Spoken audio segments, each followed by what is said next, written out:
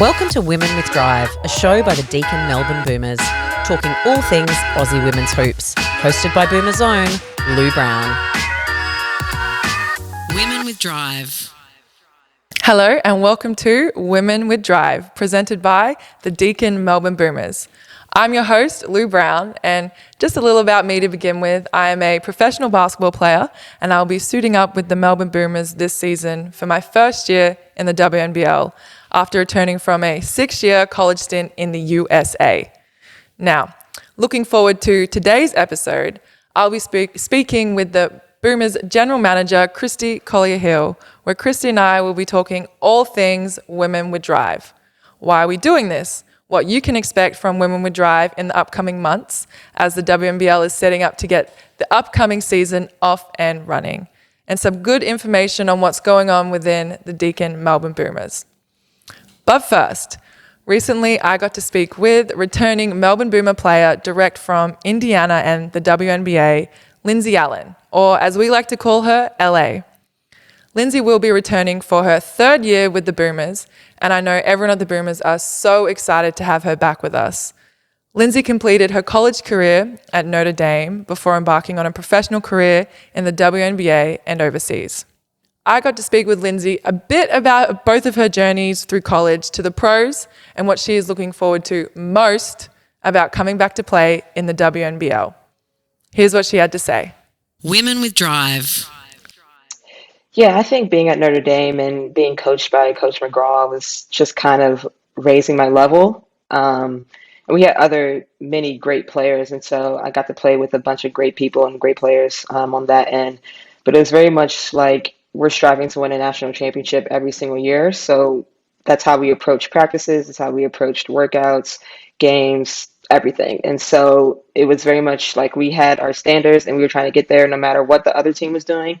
This is what we hold ourselves to. And so some games we would beat teams by like 40, and Coach McGraw was pissed because we didn't do something we were supposed to do, or something happened, or we gave up too many threes, whatever the case was. It was like, yo, we just won by 40. And, we're college kids. So it's like, whatever, like it's another dub, like it's fine. But yeah, I think just having someone like Coach McGraw who isn't going to let you settle, but also really deeply cares about you as a person and wants to see you improve as a person, and also just strive for whatever you want to do after college, whether that's continue to play basketball or get a regular job, wherever the case may be. So I think I got the best of both worlds at Notre Dame and with Coach McGraw. And so it just sounds like you guys just had a championship culture to a T, obviously led by McGraw there. So it would have been an incredible stepping stone in your career. You were then drafted into the WNBA. Could you tell me a little bit about your journey through the league from New York to Las Vegas and then now Indiana Fever? Oh, yeah. I was drafted 14th to New York, which is great because I love New York City. So it was great being there. But we were like an hour north of the city up in White Plains, New York, just where like our practice facility and stuff was. But it was super cool because we shared it with the Knicks and the New York Rangers, or whatever they call it, the NHL team. So sometimes we would see like Phil Jackson was there sometimes, or some people saw Carmelo Anthony. And I was like, oh my gosh, that is so cool. But yeah, New York was a fun time. And I think that team, my rookie year, they were such a veteran team. And so I learned so much, Tina Charles, Kia Vaughn, Epiphany Prince, just so many good vets who knew the WNBA and knew Bill Lambert's system, and just kind of helped me along the way and helped me to get to that next level, which is what the WNBA is, because it's such a big step up from college, just in terms of playing against the best players in the world. Everyone's faster, stronger. Things you got in college, you're not going to get in the WNBA, just based on, the talent level and the skill. So yeah, just kind of learning that rookie year and just trying to keep up and keep pace with all of them was great. And then going into the next season, I was in training camp in New York, and then got waived towards the end. But I knew that Las Vegas was probably going to pick me up, and being coached by Bill again. And so, I got waived like the last day of training camp, and then I was on my way back to my apartment to like pack my stuff up. And then Bill called me like 10 minutes into that drive. He was like, hey, like, we know you just got waived by New York. Do you want to come and play for Las Vegas? I was like, yeah, sure, why not? And so they had a game in Connecticut, which is like a 2-hour drive from where we were in New York. So I packed my stuff up, drove my car to Connecticut to play in their first game. Yeah, basically, like the next day. Yeah. Nah. Yeah, it was insane. Yeah. But thankfully, like I knew Bill's system and he runs the same stuff basically and has always run the same stuff since he's coached essentially. So it wasn't too bad. It's just getting to learn like new teammates and all that stuff. So my first year in Vegas was rough just because we were trying to build a culture, and it was the team's first year in Vegas, and we were trying to just get a fan base and get things going on that side as well. But I think we learned a lot that first year, and we were such a young team, but we had all come from winning culture, so we knew what it took. We just had to kind of get there day by day. And then missed the 2019 season with a knee injury. And then 2020 is a bubble season with Vegas. Made it all the way to the championship, the finals. It was a great time. Just seeing where we started and how we were able to get to the finals, and you know, just the improvement of everyone individually, but also as a team, and just the culture of the team. And yeah, it was a good time. Obviously, got swept by the Storm, who really, really good. But yeah, I thought it was a great experience, and just being able to have good teammates and people who I actually enjoyed spending time with off the court was perfect, especially with the bubble, which is a bit rough. But yeah, and then this year I got traded to Indy in February, I think it was.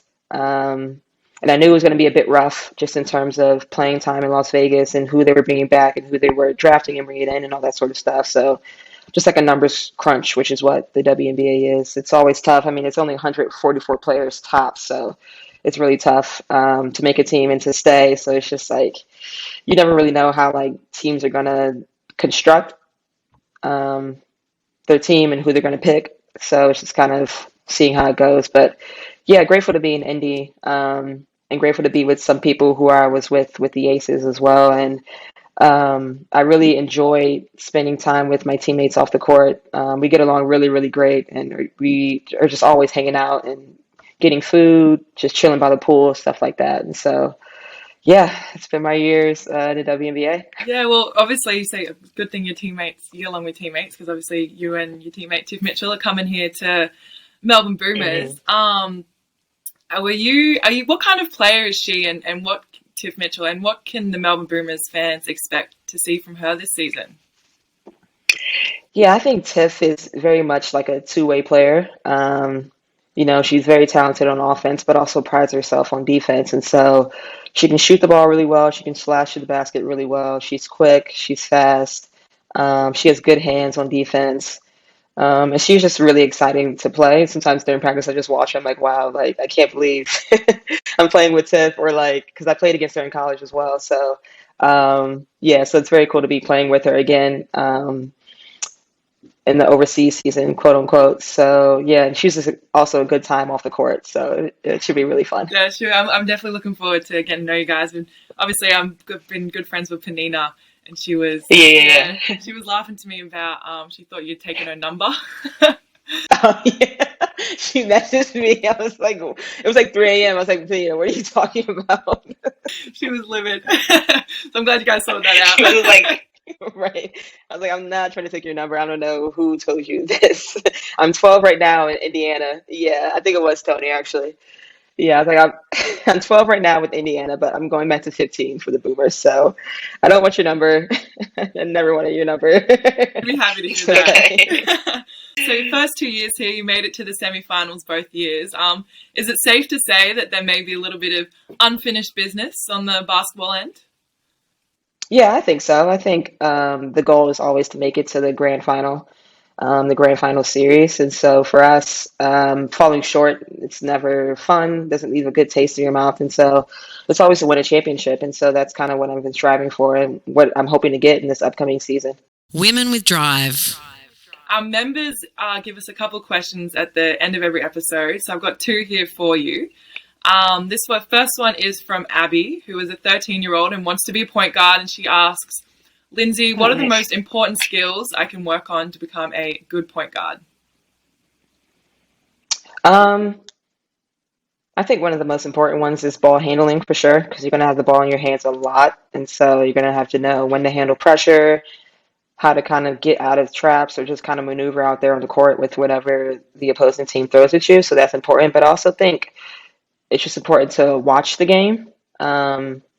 And just watch as much basketball as you can and as much as you're comfortable watching, obviously.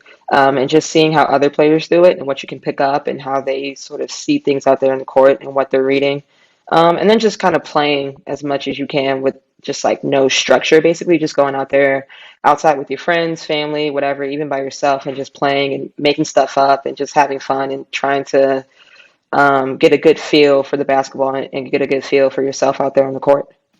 Now, this second one is from Sam Lloyd, who is one of our most passionate fans and members. And he says, LA, I am thrilled you are back with the Boomers as we love watching you play. You have seen Ezzy playing for Seattle in the WNBA. What do you see as her development as a player in the league and coming back to play with her this season in the WNBL?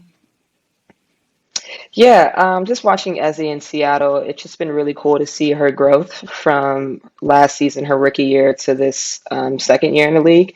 I think that's when you make the biggest jump is between your rookie year and your second year because, you get that rookie year experience and it's like, all right, I got my feet wet. I know what to expect. I know how to do this, that, and especially being in the bubble last season made it a little bit tougher to just kind of get acclimated. But yeah, just watching how much she's grown and how much she continues to grow just in every single game has been really cool to see. So I'm excited to play with her again and with the Boomers and just kind of seeing where we can take the team, but also working with everyone else and Guy and kind of seeing where we can, be best on the basketball court. Yeah, no, I'm super excited for you guys to get here and we can actually finally get this thing started. But yeah, definitely. Yeah, thanks again, Lindsay, for your time tonight. It's been an absolute pleasure. For sure, no problem. Thanks for having me. Women with Drive. It was so great being able to speak with Lindsay before her arrival to Melbourne, and you can make sure to watch the full episode on the Melbourne Boomers YouTube channel or listen online with Apple, Spotify or Amazon podcasts. But now I'm here with the wonderful Christy Collier-Hill, General Manager of the Deakin Melbourne Boomers. Thanks for joining me today, Christy. How are you doing? Oh, thank you, Lou, for having me. I'm doing great, thanks. Thanks for having me on the show, on the first ever show. It's very exciting. It is very, very exciting and great. There's definitely no better person to talk to than yourself when trying to understand all things Melbourne Boomers. And not only the moving parts, but a huge part in the way that the program is today as well. But first, let's talk Women with Drive. We started as a podcast and you and one of the board members, Tony Hallam, brought the opportunity to me to host the show. But I was hoping you could give a little bit more of an idea on what really drove the decision to start a podcast through the Deakin Melbourne Boomers. Great question, Lou. Thank you for asking. Yeah, I think Women with Drive is something that really evolved around a couple of key things. The first is that, despite increased levels of participation of women in sport, media coverage is still very, very low. So on any given day, it's 10% across the board, and that's just not good enough. So we thought, why not do something about it ourselves, right? So hence the Women with Drive podcast started. We also thought it would be a great opportunity to start to share some of the amazing stories that exist within women's basketball. At the Boomers, we are Australia's longest running women's professional sports team of any code, which means we have some great stories to share. And we felt like Women with Drive, the podcast, was a great platform to do that. Then we had this great opportunity to kind of, flip this podcast into this amazing TV show. We're so fortunate to have you on board to host both the podcast and the TV show. And it's just a really exciting venture. I think it gives us a real opportunity to share some great stories, talk about some great things, all Aussie women's hoops. Yeah, I totally agree. And I know it's going to be a huge opportunity to also get to know the athletes as well on a different level, maybe off the court, and also have a little bit of fun with them and see what that looks like and bring out some of their personalities outside of being a basketball player. But as we look ahead towards the season, which is right around the corner, but now I know the league was definitely hopeful to be able to run a regular season, but I've heard a little gossip, word of mouth, that, hey, that may not be the case with the climate of COVID in Australia at the moment. Do you have any idea or any insights on what that season might actually look like this year? It's the $1 million question, isn't it? I'll share with you what I know. And I think, I think first of all, we never thought we'd be back in this situation. So last year, the WNBL in its 40th year, played the entire season in a hub in far north Queensland over a shortened 6-week season, which was a challenge for everybody involved, but a real win that the season actually rolled out, which was amazing.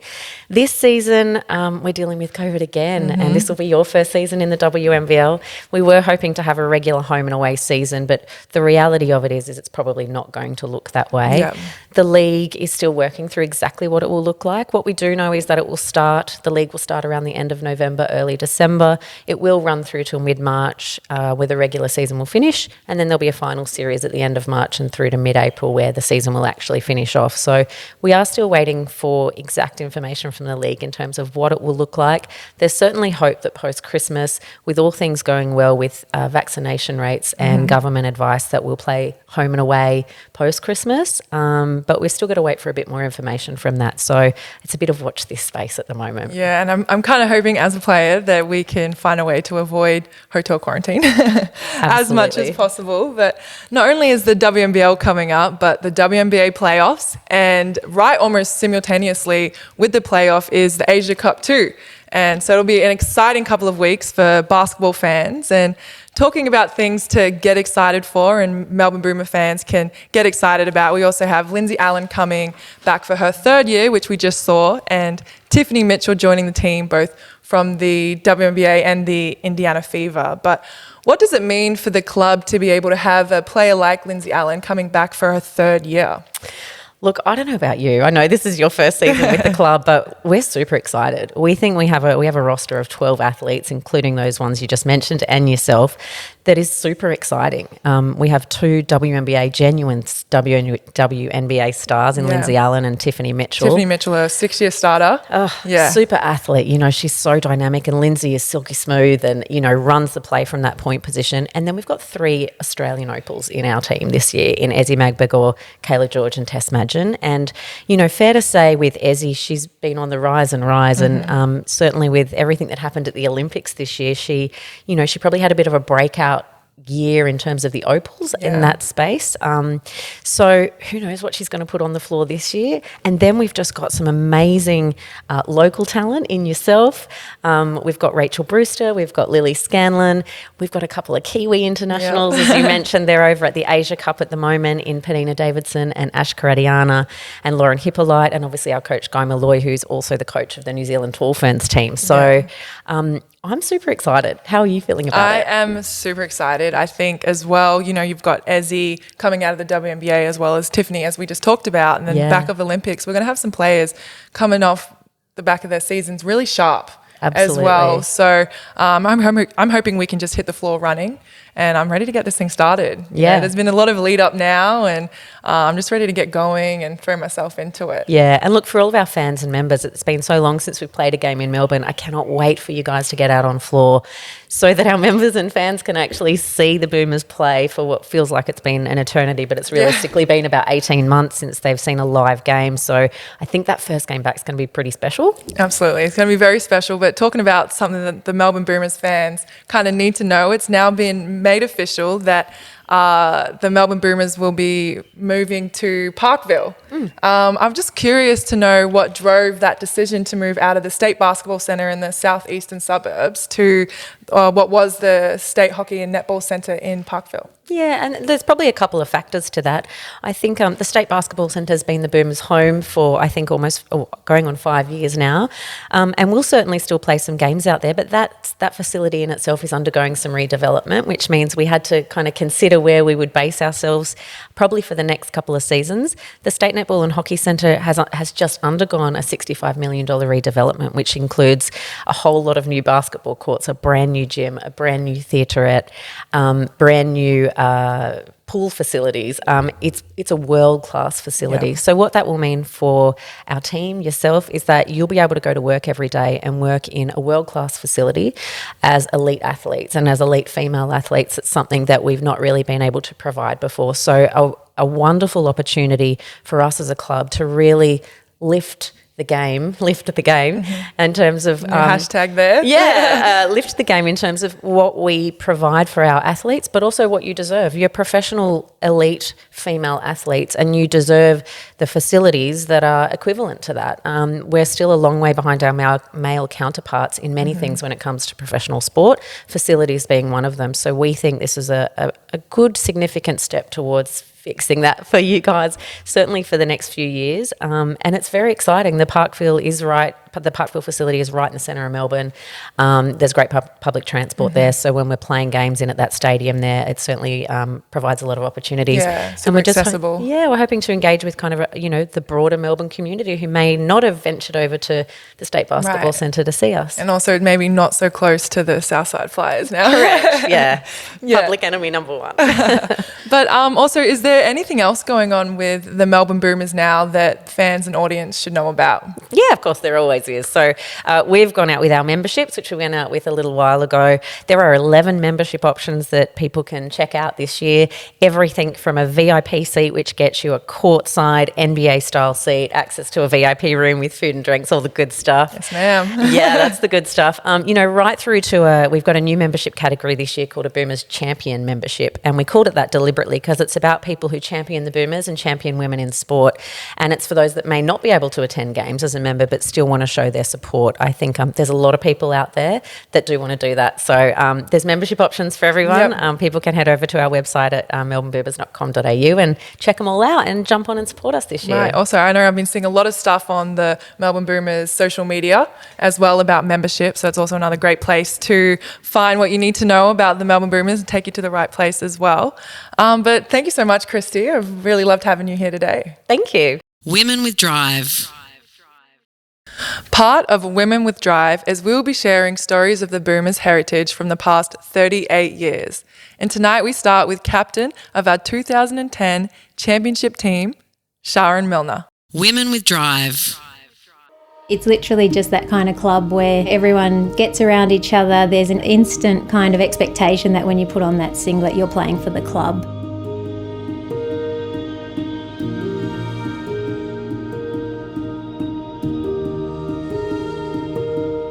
I left my US college to play WNBL, which had been a bit of a lifelong dream. Played with the Melbourne Tigers and they folded. And then I was fortunate enough to be picked up by one of the only two other surviving Melbourne clubs, so the Melbourne Boomers. I think I was just very fortunate to land at a club that made me feel so comfortable straight away. I was a pretty shy kid. I spent a lot of time working on my perimeter game. I think my speed caught a few people off guard, and then it didn't take them too quick to figure out that my perimeter game was definitely my weak spot. So I really had to build that into my game over my early career. We were battlers, actually. Very much that kind of blue collar, Melbourne Boomer trademark team that I think we managed to shake off in a way as my career progressed. But those first few years we were certainly a team that were very modestly paid. We played at a very modest facility at the Veneto Club. I was never completely full-time. It wasn't uncommon for me to be rushing into training with our, work heels clopping on the floor and racing in and quickly getting changed because we were being caught in traffic. And that's what we were doing, and that's just the sacrifices you have to make. We just rode off the back of really good chemistry, a bond that strengthened. It definitely grew and grew, and there was that solidarity that we took in that couldn't be replicated by any kind of budget that other teams were having. Really that belief and that self-confidence and trust in each other that I think really built the success of our team. I played in 3 grand finals and had lost 2 in a row. On the eve of that grand final, Tom Ma had said to me, "You've got to get 20 plus points tomorrow if we're to win," knowing that I'd be the likely player they'd double team off. For some reason, it just all fell into place that day, and they were going down. To go out on a championship, what more could you really ask for? Looking at people who have been at the club since day dot, who had made their way into that crowd, and realising how much it just meant to everyone in there. So it was just an unbelievable feeling. Women with Drive. Thank you everyone for joining me tonight, and a big thank you again to you, Christy, for joining me. Thanks for having me, Lou. It's been great. It has been great. I will be here same time next week, 7:30 p.m. on Channel 31, where we will see the interview that I had with rising superstar and Deakin Melbourne Boomers' own Ezzy Magbagor. Have a good night, and I'll see you next week.